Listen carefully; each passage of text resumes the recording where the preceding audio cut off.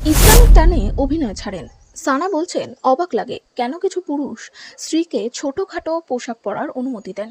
একসময় বিনোদন দুনিয়ার বেশ পরিচিত নাম ছিলেন। প্রতিযোগী হয়ে হাজির হয়েছিলেন বিগ বস 6-এর মতো শোয়ে। একসময় বহু খোলামেলা পোশাকেই দেখা যেত সানাকে। তবে সেই সানা খানই একদিন অনেককে অবাক করে ধর্মের টানে বিনোদন দুনিয়া থেকে নিজেকে সম্পূর্ণ বিচ্ছিন্ন করে ফেলেন। পরে মৌলানা মুফতি আনাস সৈয়দকে বিয়ে করেন সানা। বর্তমানে তাদের এক সন্তানও রয়েছে। সম্প্রতি রুবিনা দিলাইকের পডকাস্ট কিসিন বাতায়া নেহির সর্বশেষ এপিসোডে হাজির হয়েছিলেন সানা খান, যেখানে তিনি সাধারণ সালোয়ার কামিজ পরা মেয়ে থেকে একদিন তার পিঠখোলা পোশাক পরা অভিনেত্রীতে রূপান্তরিত হওয়ার বিষয়ে কথা বলেন সানা। এমনকি যে সমস্ত স্বামীরা তাদের হট বউদের নিয়ে গর্বিত তাদেরকেও কটাক্ষ করতে ছাড়েননি সানা খান। ঠিক কি বলছেন সানা খান?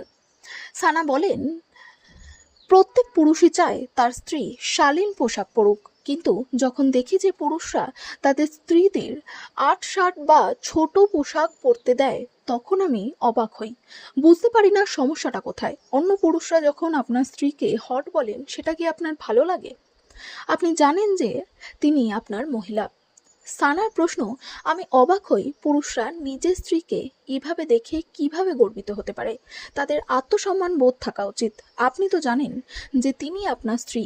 সানা আরও বলেন, আপনারা জানেন 2019-এ এসে আমি যখন ঠিক করলাম যে এই সব কিছুকে আমি বিদায় জানাবো, সেই সময় আমিও কিছু খারাপ কাজ করছিলাম সোশ্যাল মিডিয়ার দিক থেকে। আমি জানতাম সোশ্যাল মিডিয়ায় লোকজন আমায় যেভাবে দেখছে, বাস্তবে আমি তেমন মানুষ নই। আমি নির্দিষ্ট ধরনের পোশাক পরতাম এবং নাচতাম। আমার মনে হয় আমি যুবকদের বিভ্রান্ত করছি। প্রসঙ্গত, 2020-র অক্টোবরে সকলকে চমকে দিয়ে বলিউডকে বিদায় জানিয়েছিলেন প্রাক্তন অভিনেত্রী সানা খান। সোশ্যাল মিডিয়ায় তিনি নিজের সিদ্ধান্তের কথা ঘোষণা করেন, কারণ হিসেবে জানান তিনি নিজেকে ইসলামের কাছে সমর্পণ করতে চান। এরপরই 1 মাসের মধ্যে গুজরাটের হিরে ব্যবসায়ী মৌলানা মুফতি আনাস সৈয়দের সঙ্গে নিকাহ সারেন সালমান খানের এককালের সহ অভিনেত্রী, যিনি আবার বিগ বস প্রতিযোগীও ছিলেন। বিয়ের পরেই নিজের নামে বদলে রাখেন সৈয়দ সানা খান। 2023 সালের জুলাই মাসে সানা খান ও তার স্বামী আনাস সৈয়দ একটি পুত্র সন্তানের জন্ম দেন। ছেলের নাম রাখেন তারিক জামিল। সানার ছেলের সেই নাম নিয়েও কিছু কম বিতর্ক হয়নি। অনেকেই দাবি করেন সানা ও আনাস সৈয়দের ছেলের নামের সঙ্গে মিল রয়েছেন পাকিস্তানের ইসলাম ধর্মের প্রচারক মৌলানা তারিক জামিলের।